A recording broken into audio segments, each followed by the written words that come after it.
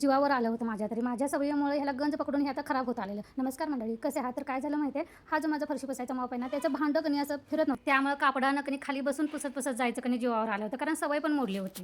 मला पहिलं वाटलं हे वर खाली करायचा हा दांडाच खराब झालेला, पण त्याला काहीच झालं नव्हतं. त्यामुळे कणी ह्यानी सकाळी त्या भांड्याला काहीतरी स्क्रू फिट झालेला तो सैल केला, ऑइल वगैरे घालून कणी काहीतरी उलाढाल करून ते तयार करून दिला. त्यानंतर ह्याचा जो स्पंज होता जुना तो पण खराब झालेला, म्हणून म्हटलं हातासरशी तोही बदलून घ्यायचा. त्यानंतर पहिल्यांदा फरशी पुसून घ्यायची म्हटली, कारण सकाळी 10-11 झाले की त्यानंतर अजिबात बाकीची काही कामं करू वाटत नाही. त्यामुळे ही जी फरशी पुसायची वगैरे कामं असतात की नाही ती लवकर झालेली बरी पडतात. त्यामुळे पहिल्यांदा म्हटलं जेवण वगैरे काय तसं झालेलं आहे, पोरांचा डबे असल्यामुळे चपाती भाजी डाळ भात वगैरे सगळं झालेलं आहे. फक्त ओटा वगैरे अजून आवरायचा बाकी होता, पण पहिल्यांदा म्हटलं हे आवरून घ्यायचं. तर हे सगळं आता बरेच दिवस कणी हे मॉप पण खराब झाल्यामुळे कणी हे बाकडे वगैरे दिवाण वगैरे असं ओढून वगैरे पुसले नव्हते, वरच्यावर फक्त पुसून घ्यायची.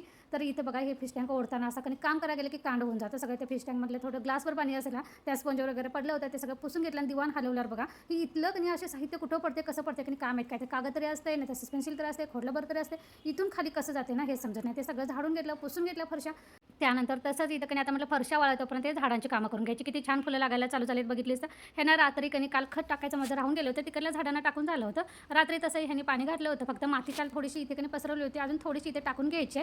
पण म्हटलं पहिल्यांदा थोडं खत टाकायचं आणि खत टाकलं म्हणून अर्धा तांब्या परत पाणी घातलं आणि इथे झाडांची कामं करून घेतली. तोपर्यंत घरातल्या फरशा पण वाळल्या होत्या. मी मातीचा मोगा आणायला सांगितला होता, तो पण माझा आला होता. तुम्हाला माहिती आहे मातीचा मोगा म्हणजे तुमच्याकडे काय म्हणतात हे मला सांगा. पाण्यासाठी नाही, पाण्यासाठी तर तसा माझा माठ आहे. मला कणी ताकासाठी पाहिजे होतं, पोरांना ताक आवडते त्यामुळे ताक कणी करून ह्यामध्ये मला गार करत ठेवायचं. तर ह्याला हे बघा ह्याला मोगा म्हणतात आमच्याकडे. तुमच्याकडे काय म्हणतात ते मला सांगा. चला ह्यासोबतच आता ब्लॉग इथं बंद करते. तुम्हाला आवडलं तर एक लाईक आणि कमेंट नक्की करा. चला बाय.